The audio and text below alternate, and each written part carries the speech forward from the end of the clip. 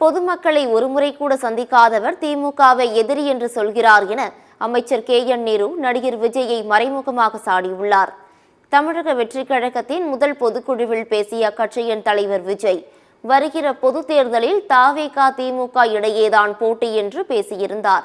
இந்த நிலையில் திருச்சியில் நடைபெற்ற விழாவில் பேசிய அமைச்சர் KN நேரு, நேற்று வரை நடிகராக இருந்தவர், அரசியலுக்கு வந்து பொதுமக்களை ஒருமுறை கூட சந்திக்காதவர், கூட்டரங்கத்தில் கூட்டத்தை கூட்டிக் கொண்டு எங்களுக்கு திமுக தான் முக்கிய எதிரி என்று கூறுகிறார் என்று விமர்சனம் செய்துள்ளார். அவரையும் திமுக சந்திக்கும். 2026 MK ஸ்டாலின் தான் மீண்டும் முதலமைச்சராக வருவார் என்று KN நேரு குறிப்பிட்டுள்ளார்.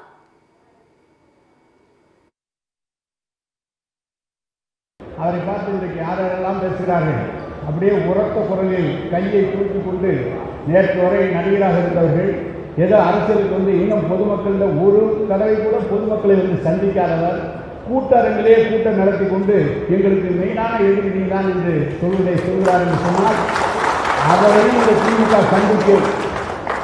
2024 மீண்டும் முதலமைச்சராக தளபதி தான் வருவார்கள்.